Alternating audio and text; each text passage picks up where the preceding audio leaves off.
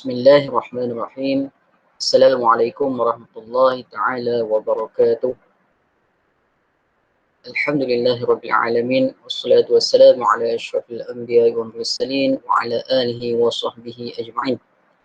Insyaallah pada hari ini saya Muhammad Lutfi bin Jalal Asnawi serta sahabat saya Ustaz Hazwan bin Zakaria dan juga Ustaz Suhaila binti Zulkifli akan membentangkan tugasan 2 berkenaan dengan analisis isu-isu semasa berkaitan etika dan perundangan dalam pendidikan. Tajuk yang kumpulan kami bawakan adalah isu dan cabaran mengintegrasikan teknologi dalam pendidikan. Sebagai pendahuluan, mari kita lihat berkenaan tentang isu tersebut, iaitu penggunaan komputer dalam pendidikan sudah tentu akan melibatkan pengintegrasian teknologi seperti CD-ROM, pangkalan data, multimedia dan internet. Seterusnya, perubahan pendidikan melalui revolusi teknologi maklumat sudah tentu memberi cabaran kepada kredibiliti kaum guru. Di samping itu, guru tidak lagi menjadi satu faktor yang penting sebagai penyampai atau pemberi ilmu pengetahuan. Ini kerana telah adanya teknologi sebagai medium pengajaran dan pembelajaran, maka guru ini hanya berperanan sebagai pemudah cara, pendidik, tutor, perancang dan penilai pembelajaran murid. Akibat daripada perkara ini, kesannya perkembangan ICT yang pesat juga turut menyaksikan guru bukan hanya akan didapati di sekolah, malah pelajar akan mempunyai lebih ramai guru menerusi pembelajaran menggunakan internet. Kalau kita lihat sekarang ni, YouTube sebagai salah satu medium sebagai guru bagi pelajar untuk mendapatkan ilmu.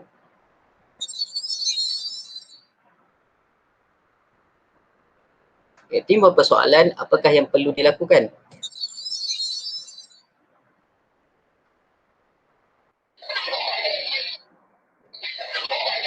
Guru dan institusi sekolah berperanan dalam mengadakan kawalan dalaman dan kawalan luaran terhadap teknologi pendidikan ini. Kawalan secara dalaman kepada pelajar boleh dilaksanakan melalui penghayatan nilai moral, etika, budaya dan agama dalam organisasi dan masyarakat. Pengukuhan falsafah dan prinsip kehidupan dengan menanamkan niat untuk membawa kebaikan kepada alam sejagat dan juga kekuatan rohani dalam menempuh sebarang cubaan. Selain itu, kawalan secara luaran pula dilaksanakan dalam bentuk penguatkuasaan etika dan peraturan yang berkaitan dengan penggunaan komputer.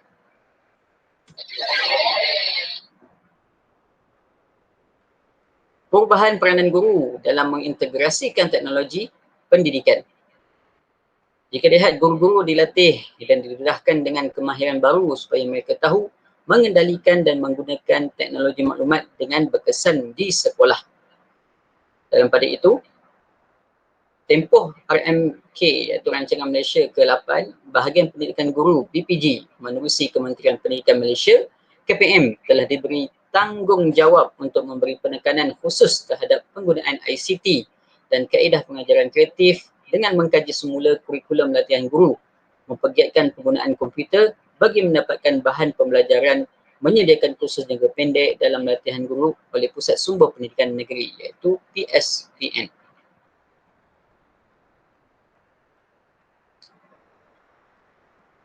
Tambahan dalam perubahan peranan guru mengintegrasikan teknologi dalam pendidikan, iaitu guru perlu bersikap proaktif supaya mempunyai kemahiran yang diperlukan dengan belajar sendiri. Selain itu, pentadbir sekolah serta personal KPM juga perlu celik komputer. Mengapa guru dan juga pentadbir sekolah serta individu dalam KPM perlu celik komputer? Ini kerana penggunaan komputer tidak terbatas untuk pengajaran dan pembelajaran sahaja. Malah pengurusan yang dibantu dengan komputer akan menjadi lebih efisien. Makna kata di sini teknologi komputer sangat penting untuk memudahkan pengurusan bagi guru, pentadbir sekolah dan juga KPM.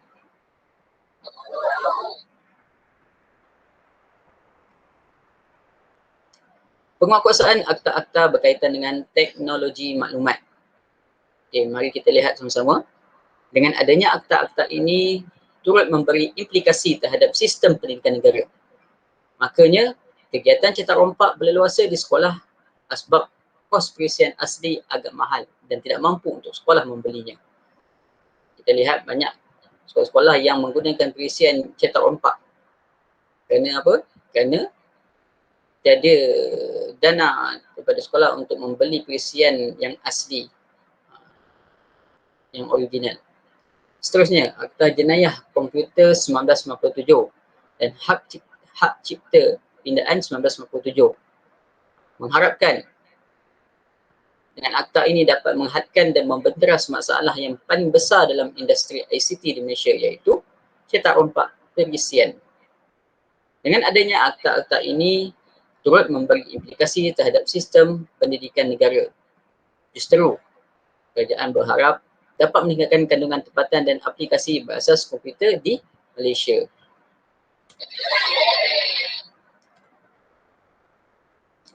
Okay, kita tengok persoalan yang bermain. Adakah dengan penguatkuasaan akta semata-mata merupakan langkah membendung kegiatan cetak rompak yang baik? Dan apakah alternatif lain yang disediakan oleh KPM supaya guru berpeluang menggunakan perisian ini secara halal demi pendidikan anak didiknya? Jom kita lihat. Baik, semua sekolah dijangka akan mempunyai makmal komputer menjelang penghujung Rancangan Malaysia ke-8, RMK 8. Jadi, proses pengajaran dan pembelajaran dapat dilaksanakan dengan integrasi komputer. Maknanya di sini, bila adanya makmal komputer, pelajar di sekolah dapat menggunakan kemudahan komputer sebagai salah satu alat pembelajaran. Seterusnya, mempunyai jangkauan internet dan mengakses laman web tertentu.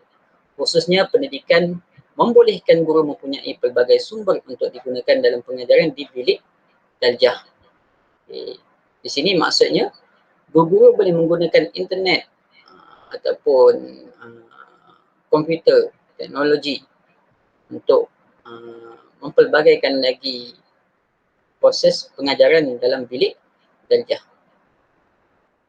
Okey, seterusnya sumber maklumat pelajar tidak lagi terbatas di sekolah atau perpustakaan sahaja, dan pelajar boleh mendapatkan apa sahaja maklumat sama ada berbentuk pendidikan atau hiburan semata dengan begitu mudah sekali dengan menggunakan di hujung jari.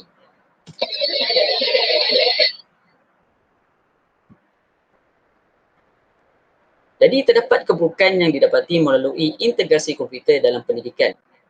Apa keburukan yang boleh berlaku? Iaitu kemungkinan untuk pelajar-pelajar ini menerima pengaruh negatif internet adalah tinggi. Kewujudan laman-laman lucah dalam internet yang semakin berleluasa pada masa kini merupakan suatu gejala yang sukar dibenteras. Maka penyelesaiannya, guru sewajarnya mendedahkan etika dan undang-undang menggunakan komputer kepada para pelajarnya. Wujudnya Akta Jenayah Komputer 1997 ini boleh membantu guru dalam mengadakan etika penggunaan komputer pada peringkat sekolah bagi membendung pengaruh negatif internet kepada pelajar.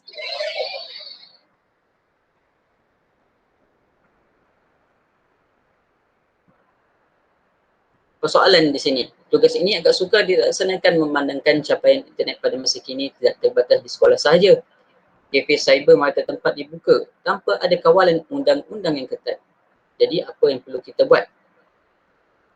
Okey, adanya Akta Komunikasi dan Multimedia 1998 ini didapati menjamin keselamatan komunikasi antara pengguna.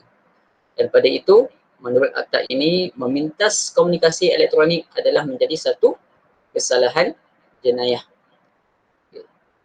Tambahan pula, menurut akta ini, memintas komunikasi elektronik adalah menjadi satu kesalahan penggunaan internet dalam bidang pentadbiran atau perkhidmatan pendidikan akan lebih diyakini. Sebagai contoh, penggunaan internet untuk memudahkan komunikasi dalam jabatan dan bahagian dalam Kementerian Pendidikan, seterusnya di negeri, daerah dan sekolah.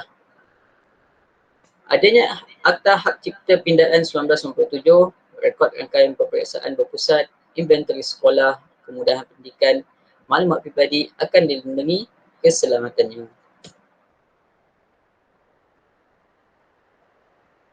Tambahan lagi, adanya Akta Tanda Tangan Digital 1997 pula akan memudahkan pengurusan dalam bidang pendidikan. Justru, pihak kementerian dapat menyebarkan maklumat pendidikan yang terkini kepada sekolah atau masyarakat setempat serta dapat berurusan secara digital dengan pihak Kementerian Pendidikan luar negara seperti negara ASEAN dengan lebih efektif dan tidak memerlukan kos yang tinggi dan masa yang lama.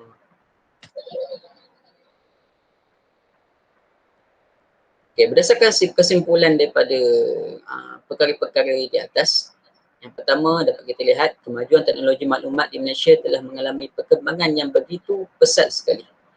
Yang kedua, bagaimanapun terdapat beberapa isu berkaitan dengan penggunaan teknologi maklumat ini, iaitu masalah etika penggunaan teknologi maklumat, isu hak cipta dan masalah keselamatan data.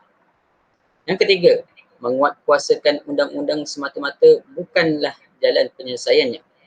Yang keempat, apa yang lebih penting ialah kesedaran setiap individu terhadap tanggungjawab menguruskan alam ini dengan penuh bijaksana dan berhemah.